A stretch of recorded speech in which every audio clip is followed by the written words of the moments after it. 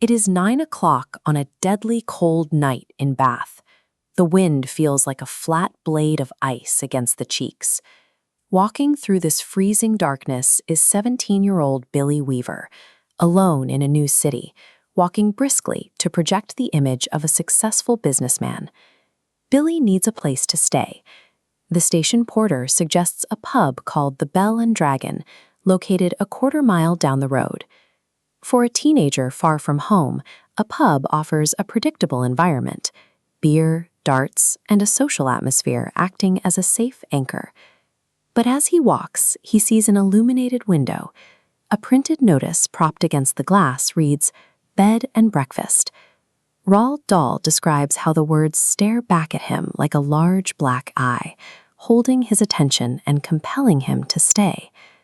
Dahl uses words like compelling and forcing to describe the sign's effect. Before he makes a conscious decision to change his plans, Billy finds himself moving toward the front door and reaching for the bell. The narrative presents this movement as an extraordinarily strong physical impulse, rather than a reasoned choice. On the outside, the house shows signs of neglect, peeling paint and cracked facades. But Billy ignores these warnings, focused instead on the scene inside the window: green velvet curtains, a bright fire, and a sleeping dachshund. He chooses the house because the interior suggests comfort and status. This swanky aesthetic acts as a bypass for his survival instincts, convincing him that a place this pleasant must be safe. Most doorbells result in a wait, but here the door opens the moment Billy removes his finger from the button. The landlady appears like a jack-in-the-box, giving Billy no time to reconsider his arrival or turn back toward the pub. The woman standing there appears to be about 45 or 50 years old. She has a warm smile and gentle blue eyes, looking exactly like a friend's mother welcoming a guest for the holidays. This maternal appearance serves as her primary camouflage. She immediately introduces a financial incentive. The rate is 5 and 6 pence a night, including breakfast, a price Billy finds fantastically cheap. She even offers to reduce the cost by 6 pence if he chooses to skip the morning egg. Billy characterizes her as slightly dotty and harmless. He assumes she is simply a lonely woman, perhaps one who lost a son in the war. By categorizing her as an eccentric, he stops evaluating the danger she might pose. This assumption causes him to overlook her unsettling behavior.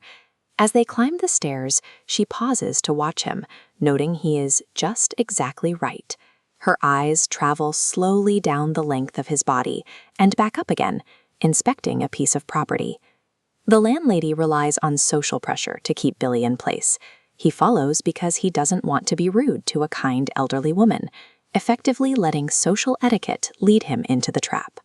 Billy goes down to the ground floor living room, where the fire is glowing and the dachshund is still curled up on the carpet.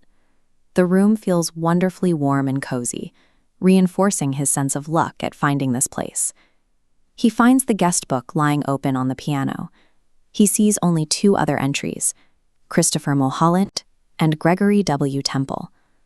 The last entry is over 2 years old, and Mulholland's is from over 3 years ago.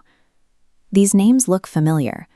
Billy is convinced he's seen them in the newspapers, perhaps listed as missing persons in a headline he can't quite recall. He searches his memory, trying to connect Mulholland and Temple to a specific event, even as he stands in the room they once occupied. Every time Billy gets close to a realization, the landlady interrupts. She enters with a tea tray and biscuits, using hospitality to distract him. She keeps him focused on the social ritual of tea, to prevent him from thinking too deeply about the names.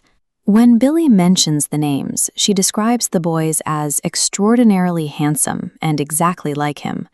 When he asks if they left recently, she replies that they never left, that they are still here, together, on the 3rd floor. This statement is terrifying, yet Billy's brain refuses to process it as a threat. Because he sees her as a scatterbrained old woman, he interprets her claim that the boys never left as a sign of her declining mental state rather than a literal fact. Sitting on the sofa, Billy notices a peculiar smell coming from the landlady. It reminds him of pickled walnuts, the smell of new leather, or the corridors of a hospital. He is noticing the chemical scent of a mortician. He realizes the parrot in the cage is not alive. He touches the dachshund by the fire and finds its body hard and cold, with the skin perfectly preserved under the fur. The landlady casually admits her hobby, stating that she stuffs all her little pets herself when they pass away.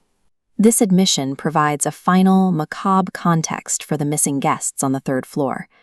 Billy takes a sip of his tea and notices it tastes faintly of bitter almonds. This is the distinct, telltale scent of cyanide. He asks one last question: if there have been any other guests in the last 2 or 3 years. She looks up at him with a gentle smile and provides the final confirmation. No, my dear, only you. This ending plea to gap between what we know and what Billy understands. While he wonders about the names in the guest book, we connect the smell of the room to the hard, cold body of the dog and the taste of the tea. We watch the conclusion play out, knowing exactly what is in that cup.